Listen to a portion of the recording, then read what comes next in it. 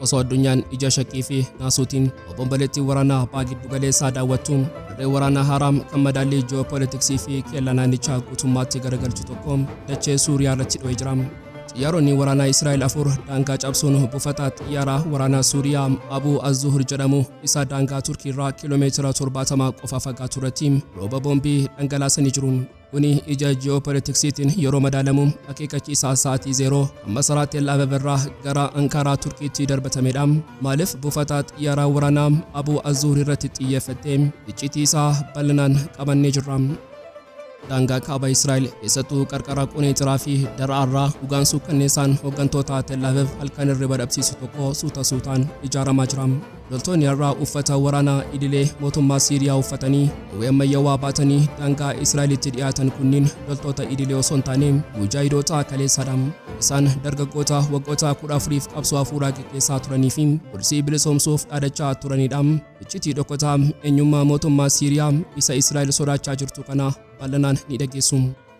Waliigalteen ittisa gamtaa Makkaa inni Saawudii, Turkii fi Paakistaan gidduutti mallatteeffame waraqaa dippiloomaasii idilee osoo hin taane kellaa sibiilaa sunniiwwanii Har'a kan of tuulummaa Israa'el hudhee qabedha. Har'a ragaan suukanneessaan minjaala Tel-Aviiv irraa dho'ee dhugaa dhooftu tokko saaxilee jira. Yoo haga xumuraatti nu faana turtan iccitii kanneen bal'inaan ni dhageessu. Qophii keenya laayikii gochuun jalqabaa affeerraa keenya yeroo maraati. Yooyaa Ashamaar Kafuuni kabajamtoota dhaggeeffattoota keenya kun Oromiyaa 24 Newsdha. Kanneen chaanala YouTube keenyaaf haaraa taatan subscribe gochuun maatii keenya ta'a. Qophiin keenya namoota hedduu bira akka ga'uuf like share gochuun waliif qooduun dagatinaa. Haga xumura qophii keenyaatti turtii gaarii.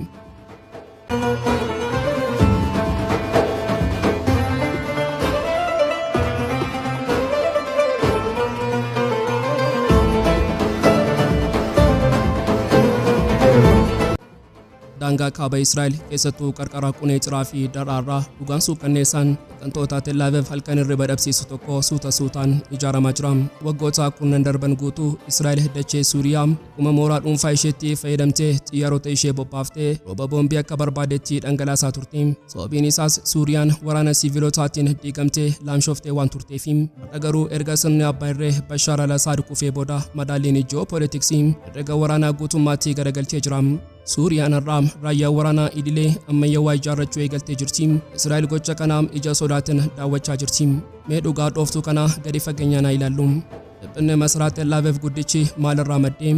Inni jalqabaa teekinooloojiidha. Mootummaan Suuriyaa inni Har'aan gargaarsaa fi walta'iinsa kallattii Turkiitiin sirna ittisaa qilleensaa fi raadarii ammayyaawaa hidhachuuf qophiirra jira. Israa'el isheen waggootaaf dachee Suuriyaa irratti olaantummaa qilleensaa qabdu. Meeshaan kun yoo harka Suuriyaa seene daangaa sochii ishee guutummaatti akka jalaa cufamu sirriitti beekti.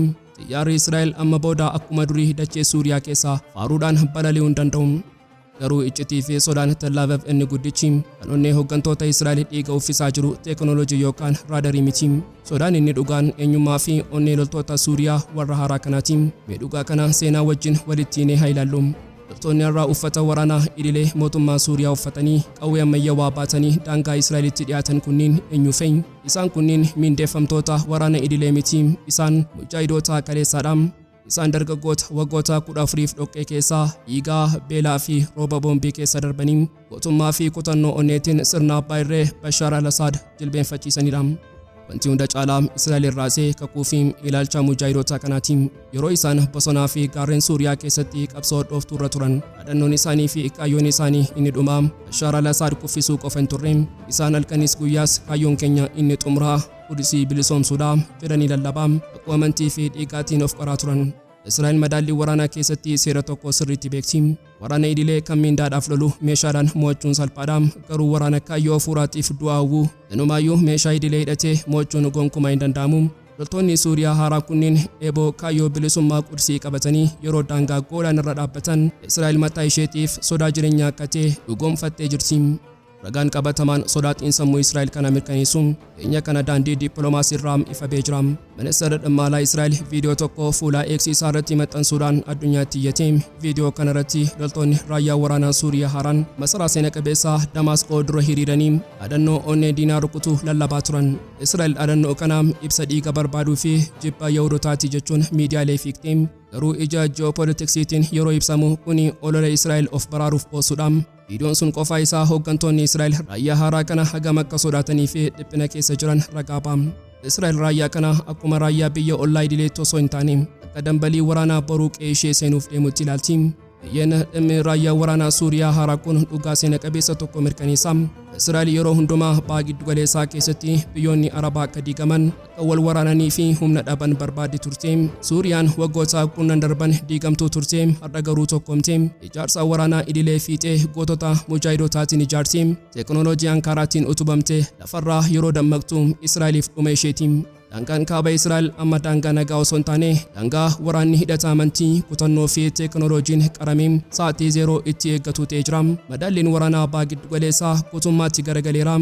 Israa'el amma waraana taankii qofa osoo hin taane waraana ilaalchaa fi kaayyoon isaa abjuu Qudus bilisoomsuu qabatee dura dhaabbachuuf jilbii ishee kirkiraa jira. Osoo addunyaan ija shakkii fi naasuutiin obomboleettii waraanaa Baha Giddu-galeessaa daawwattu dirree waraana haaraa madaallii ji'oo-poliitiksii fi qeellaa naannichaa guutummaatti garagalchuu tokko dachee Suuriyaa irratti dho'ee jira. Waraanni har'aa qawwee fi baaruudhaan qofa osoo hin taane sodaa herrega waraanaa isaa gara fuulduraatiin gaggeeffamaa jira. Gadda guyyaa kibxataa barii xiyyaaronni waraanaa Israa'el 4 daangaa cabsuun buufata xiyyaaraa waraanaa Suuriyaa Aabuu Al-Zuhuur jedhamu isa daangaa Turkii irraa kiiloomeetira 70 qofa fagaatu irratti rooba boombii dhangalaasan. Kuni ajjeechaa shororkeessootaa yookaan dhaabbata boba'aa rukutuu hin turre. Kuni ija ji'oo-poliitiksiitiin yeroo madaalamu akeekachiisaa sa'aatii 0 kan Masaraa Tel-Aviiv irraa gara Ankaaraatti darbatamedha. Mee dhugaa suukanneessaa kana haguuggii miidiyaa irraa mulqinee joogeessaatiin gadi fageenyaan xiinxallu. Buufanni Aabuu Al-Zuhuur kun maaliif filatame? Buufanni kun lafa idilee miti. Erga sirni Bashaar al-Asaad kufees mootummaan Suuriyaa inni haaraan gargaarsaa fi teekinooloojii waraanaa Turkiitiin buufata kana suphaa fi ammayyeessaa ture. Asiin dura jilli waraanaa Turkii buufaticha daawwachuuf achi geera.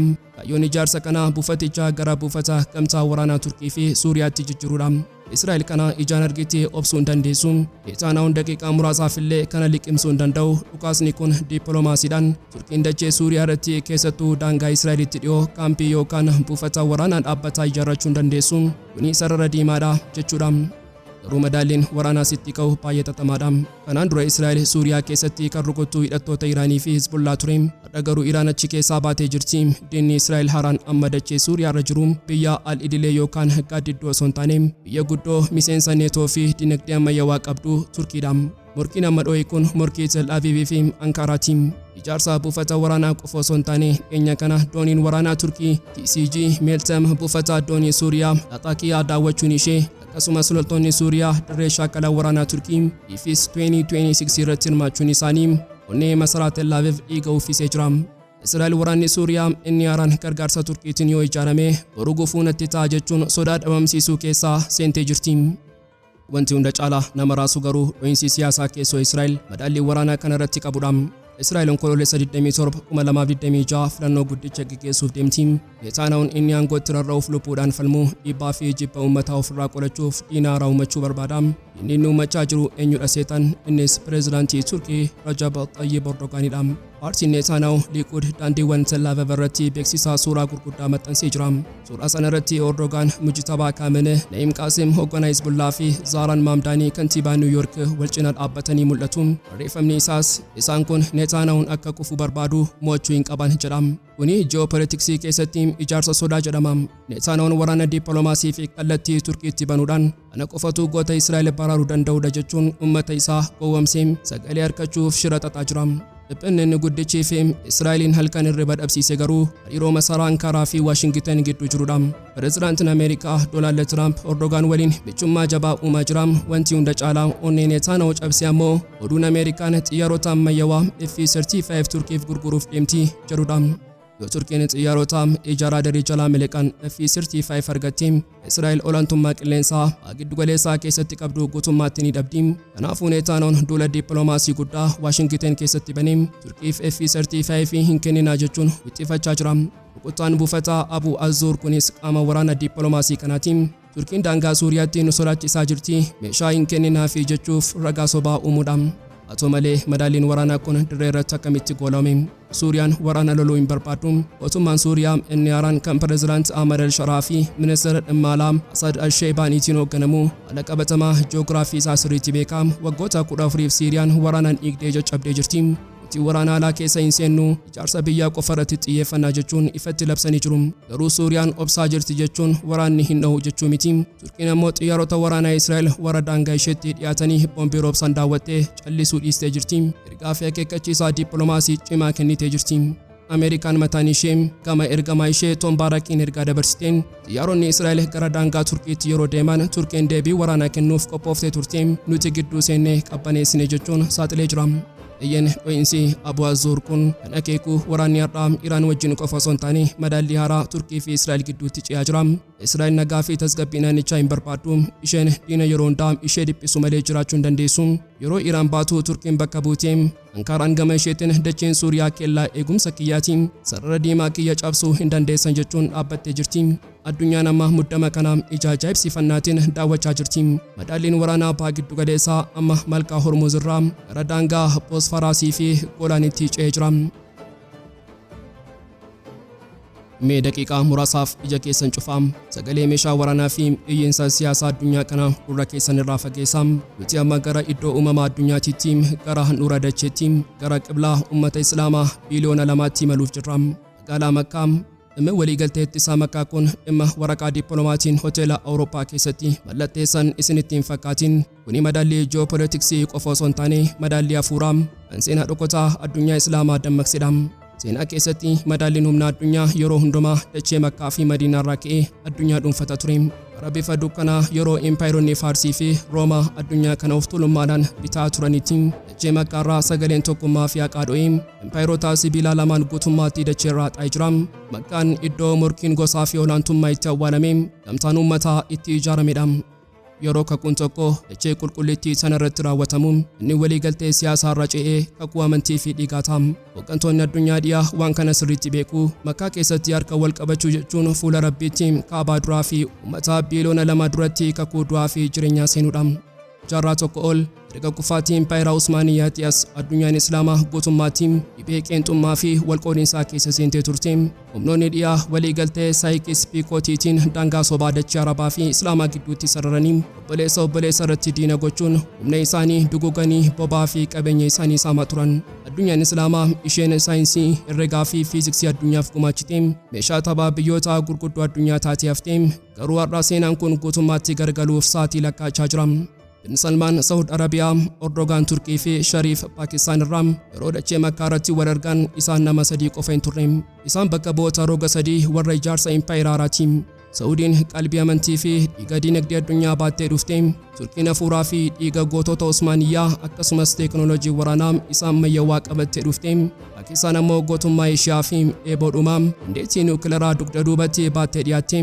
Gamtaan akkasii kun erga bara kufaatii kellaa Keebarii fi injifannoo Fatii Makkaatiyaas madaallii humnaa iddootti fiduun isa jalqabaati. Ameerikaa fi Israa'el waraqaan kun hoteela Jeenevaa yookaan Waashingitanitti osoo mallatteeffameeyyuu hirriba isaan dhabsiisa. Garuu Makkaa keessatti ta'uun isaa immoo sodaa jireenyaa keessaa isaan galchee jira. Sababni isaas gamtaan Islaamaa yeroo Makkaa irraa eegalu inni daangaa biyyoota sadan kana qaxxaamuree onnee dargaggoota Musliimaa warra Falastiin, Baagdaad, Jaakartaa, Indooneeziyaa hanga Daakaar, Seenegaal jiran mara dammaqsa. Kuni madaallii waraanaa qofa osoo hin taane dammaqiinsa seenaati. Warri dhiyaa of tuulan sun yeroo biyyoonni Islaamaa tokkooman teekinooloojii, maallaqaa fi humna namaatiin guutummaatti akka addunyaa bitaa galchan sirriitti seenarraa baratanii jiru.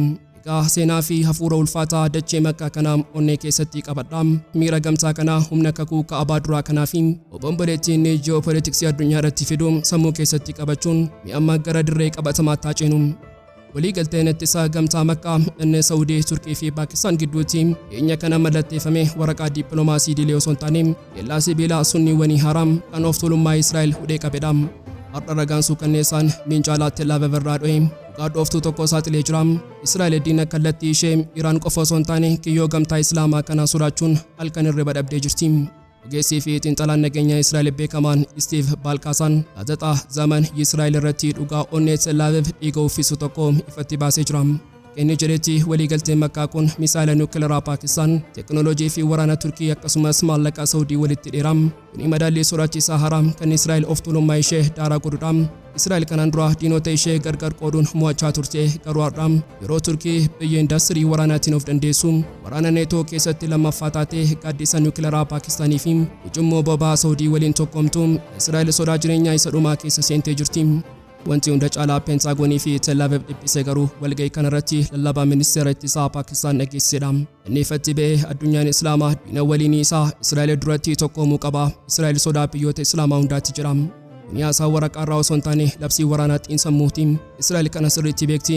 Israa'el isheen Gazaa fi Liibaanos keessatti dhiiga dhangalaasaa of tuultu har'a madaallii waraanaa kana keessatti qarqara hallayyaarra dhaabbattee jirti. Dhugaan inni caalaatti suukanneessaan garuu garaagarummaa seenaa kanaati. Pireezidaantiin Turkii Erdogaan inni yeroo hundaa dhimma Falasxiiniif jibba Israa'el irratti uummata isaa dammaqsu balbala gamtaa kana ifatti banee biyyoonni nagaa fi obbolummaa fedhan hundi nutti makamuu danda'u jechuun labsee jira. Biyyoonni kunneenis ragaaleen akka saaxilanitti Masriin isheen raayyaa waraanaa Arabaa isa guddichaa fi meeshaa waraanaa ammayyaawaa hidhattee gamtaa kanatti makamuuf qarqara balbala irra jirti. Masriin kanaan duras walga'iiwwan iccitii fi qophii gamtaa kana irratti hirmaachaa turtee jirti. Dabalataanis Joordaan isheen dhiibbaa Iraanii fi Israa'eliin dhiphattee da'oo nageenyaa kana jala galuuf dirqamtee jirti. Yoo Masrii fi Joordaan gamtaa kanatti makaman Israa'el guutummaatti kellaa sibiilaa kanaan marfamti jechuudha. Ija ji'oo-poliitiksiitiin yeroo madaalamu gamtaan Makkaa kun addunyaaf dhugaa seena qabeessa tokko saaxila. Ameerikaan Malkaa Hurmuzii fi Iraan qofa irratti xiyyeeffattee yeroo argantu biyyoonni Islaamaa warri gurguddoon nageenya keenyaa ofii keenyaaf tiksina jechuudhaan warra dhiyaa guutummaatti ofirraa fageessanii jiru. Israa'el isheen waggootaaf uummata Arabaa fi addunyaa gowwoomsitee meeshaa waraanaatiin of ijaartee ramadaaliin ishee dachee irratti laamsha'uusaa hubattee jirti. Ispaartaan Baha Giddu-galeessaa isheen of tuulummaadhaan daangaa cabsitee Suuriyaa rukuttu ramadaallii waraanaa fi dippiloomaasii guutummaatti harka Ankaraa Riyaadii fi Islaamaabaaditti kufee bishaan keessatti rarraatee hafuu ishee ofii isheetiif mirkaneessitee jirti. Egaan kabajamtoota dhaggeeffattoota Oromiyaa 24 News guyyaarraaf qabannee dhiyaannee asumarratti goolamaa kanneen chaanala YouTube keenyaaf haaraa taatan subscribe gochuun maatii keenya ta'a. Qophiin keenya namoota hedduu bira akka ga'uuf like share gochuun waliif qooduun dagatinaa haga xumura qophii keenyaatti waan nu faana turtaniif galatooma.